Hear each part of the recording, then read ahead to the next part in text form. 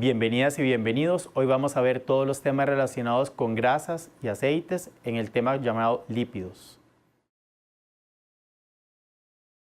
Dentro de los lípidos, los primeros que vamos a ver son los ácidos grasos. Entonces veamos, como lo dijimos anteriormente, que vamos a tener dos partes.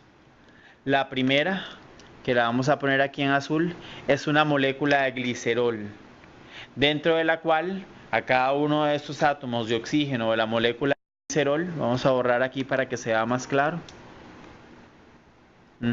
A cada uno de estos átomos de oxígeno de la molécula de glicerol, ¿verdad? Vamos a esterificarle un ácido graso. ¿Qué es un ácido graso? Un ácido orgánico en el cual tiene una gran cadena no polar, como esta que vemos aquí, dentro de la cual la vamos a esterificar con esta molécula de glicerol. Entonces, eso es lo que nosotros vamos a conocer como ácidos grasos. En este caso es un tri de 3, ¿verdad? Triacil, 3 de estos, triacil glicerol.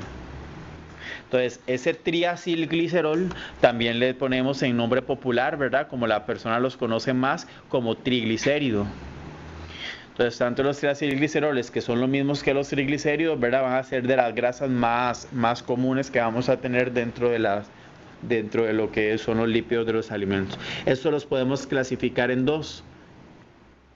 Aquí lo vemos, en una cadena saturada. Vemos que la cadena saturada que se encuentra ahí arriba es un montón de átomos de carbono que se encuentran completamente saturados con hidrógeno. Eso es lo que nosotros le vamos a llamar un ácido o una grasa.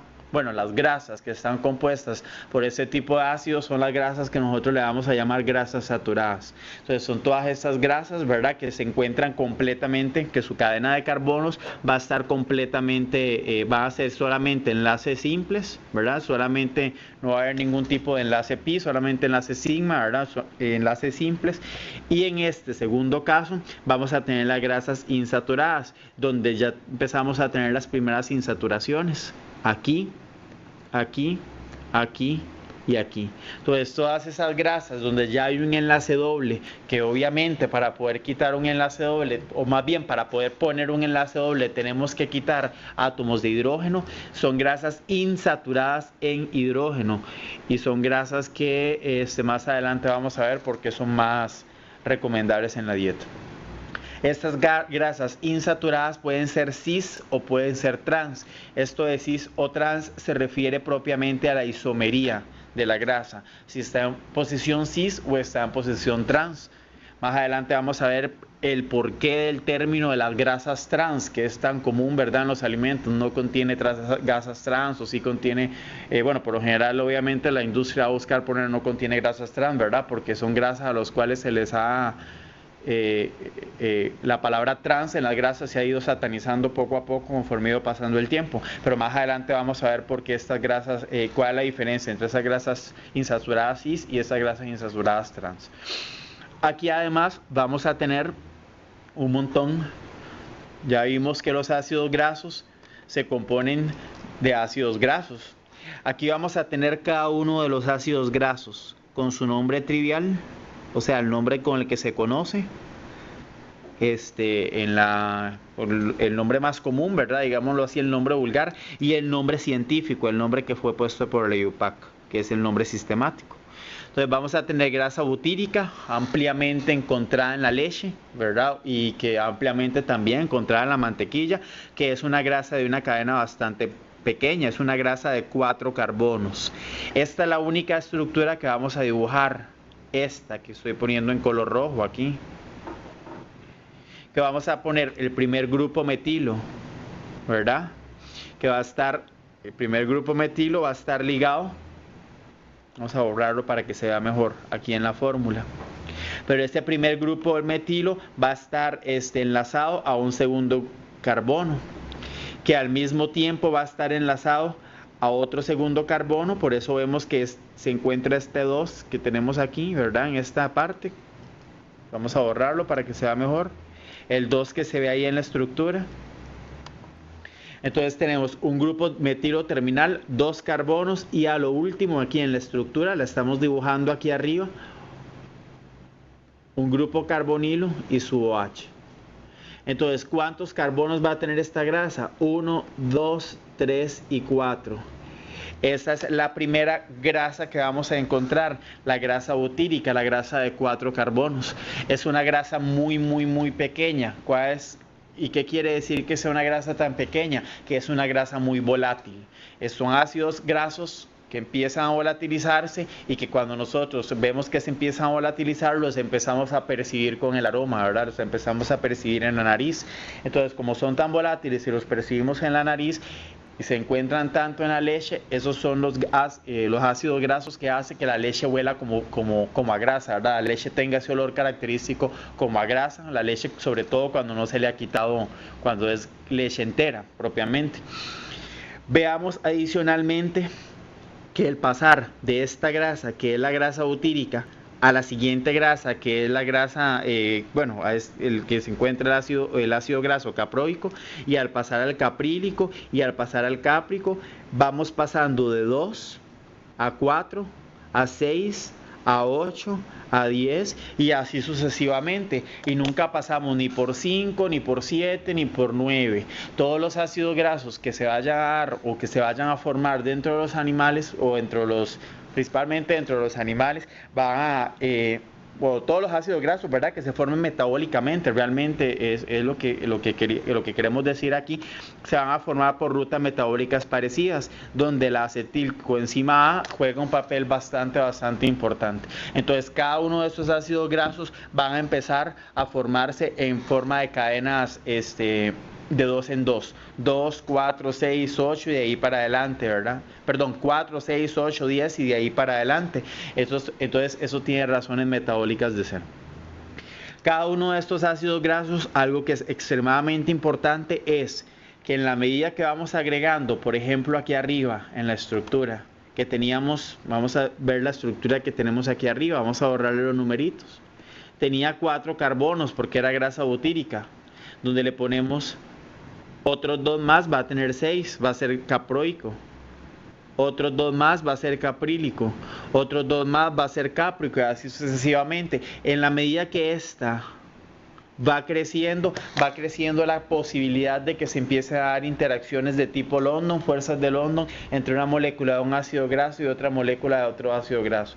Entonces, esas fuerzas de London hace que se vaya dando una mayor, digámoslo así, una mayor atracción entre las moléculas, y al haber mayores fuerzas intermoleculares, el punto de fusión va a ir siendo cada vez mayor.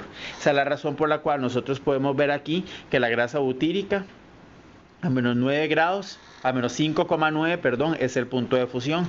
Pasamos a menos 3, luego pasamos a 16, a 71. Vean que ya cuando estamos aquí en estos ácidos grasos de este tipo, ¿verdad? Este tipo de ácidos grasos, como en el caso del ácido cáprico, ese ácido graso ya se comportaría en forma sólida, propiamente dentro, si estuviera él solo, ¿verdad? Y propiamente vamos subiendo. Esos son los puntos de función de los ácidos grasos, ¿verdad? No de las grasas que los contienen. Entonces veamos que en la medida que son mayores y mayores las cantidades de cadenas de carbono, el punto de fusión va a ir siendo mayor. ¿Qué vemos ahora aquí en esta siguiente diapositiva? La diferencia entre un ácido graso cis y un ácido graso trans.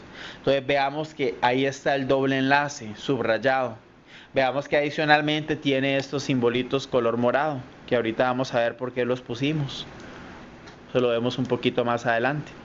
Pero entonces veamos primero la diferencia entre estos dobles enlaces que se encuentran en posición cis y esos dobles enlaces que se encuentran en posición trans.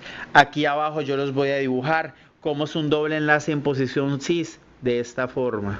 Después del doble enlace, que es el que estamos poniendo aquí arriba, ¿verdad? Después de este doble enlace, los siguientes carbonos ambos salen en la misma dirección. Estos son los ácidos grasos trans.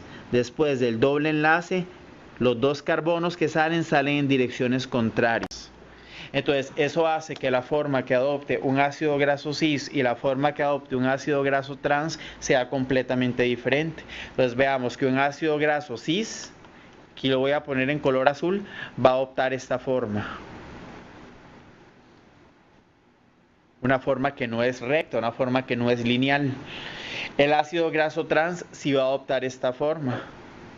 una forma que es completamente lineal, una forma como un lapicero, digámoslo así, que es simplemente una línea. Entonces, ¿qué pasa? Vamos a borrar esto en color azul. Una vez que ya tenemos un triglicérido que está formado, o un triacilglicérido, perdón, que está formado por ácidos grasos trans, que ya vimos que tienen esta forma lineal, ellos se van a acomodar de esta forma. Vamos a ponerlo aquí a la par de la estructura. Un primer ácido graso con otro segundo ácido graso con un tercer ácido graso. Entonces eso hace que exista mucha interacción entre ellos, mucha interacción, porque veamos que ellos se acomodan de tal forma que se pegan por completo uno con los demás. Entonces eso hace que las grasas trans o los ácidos grasos trans puedan tener un mayor, aquí está la palabra, empaquetamiento. Entonces, ¿qué hace ese empaquetamiento? Que estas grasas se formen, se empaqueten mucho entre ellas y empiecen a empezar a tapar, aquí lo vemos en la imagen, las arterias, ¿verdad? Propiamente.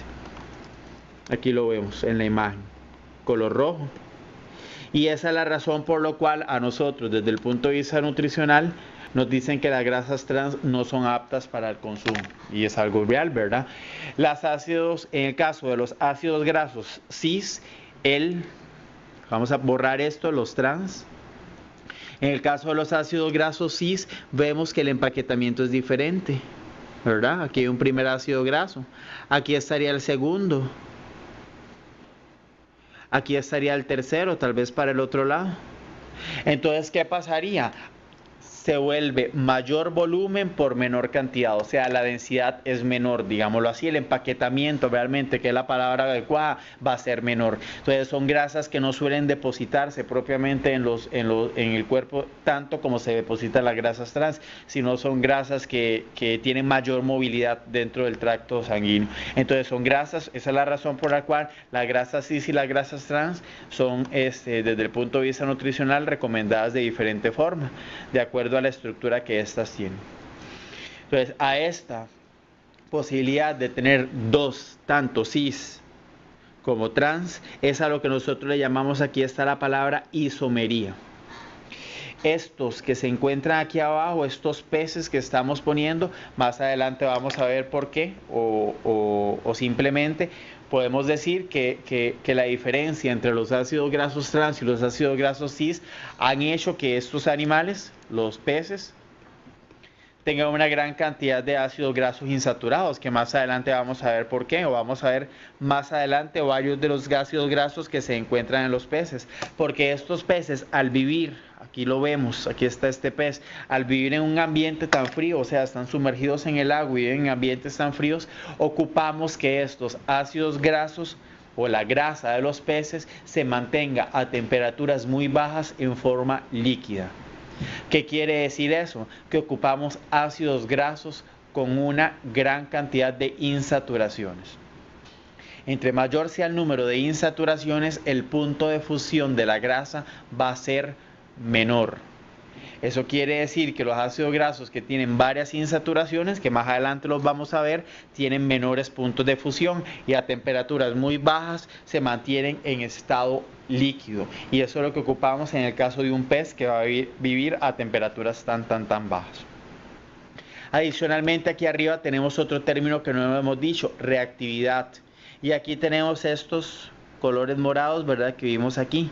¿Qué quiere decir eso? Cada insaturación que le vamos poniendo un ácido graso es un riesgo, porque vamos volviendo ese doble enlace reactivo, tanto para que se dé la formación, para que se den las reacciones de hidrogenación, que más adelante las vamos a ver, y además para que se den las reacciones de rancidez, tanto sobre todo en el caso de la rancidez oxidativa. O sea, que la grasa se vuelva rancia. Entonces, a mayor sea el número de dobles enlaces, mayores posibilidades tenemos a que la grasa se vuelva rancia por reacciones de este tipo. Aquí tenemos varios ácidos grasos insaturados. Un primer ácido graso que le llamamos linolénico, el ácido pentanoico, y más adelante vemos el linoleico. Cada uno de estos ácidos grasos vemos que tiene varios números de insaturaciones. Algunos simplemente tienen 3 insaturaciones, otros tienen, en este caso, ¿verdad? De este lado, tenemos hasta 6 insaturaciones. Entonces, entre mayor es el número de insaturaciones, ya vimos, ¿verdad? A mayores el número de insaturaciones, ya vimos que el punto de fusión va a ser más bajo. Estos ácidos grasos se encuentran propiamente en los peces y muchos de esos ácidos grasos los podemos clasificar como ácidos grasos omega 3 o omega 6. ¿Cómo sabemos que un ácido graso es omega 3? ¿O qué es eso de omega 3? Simplemente contamos aquí en la estructura. El primer extremo metilo, 1. El siguiente, 2. El tercero, 3. Y a partir de ese tercero es donde empieza la insaturación. Es un ácido omega 3. ¿Qué quiere decir ese 3? Que en el tercer carbono, a partir del extremo metilo, se encuentra la primera insaturación. Este que sigue aquí, el ácido linoleico, es un omega 6. 1, 2, 3, 4, 5. Y aquí en el sexto es donde tenemos nosotros la primera insaturación. Es un ácido omega 6.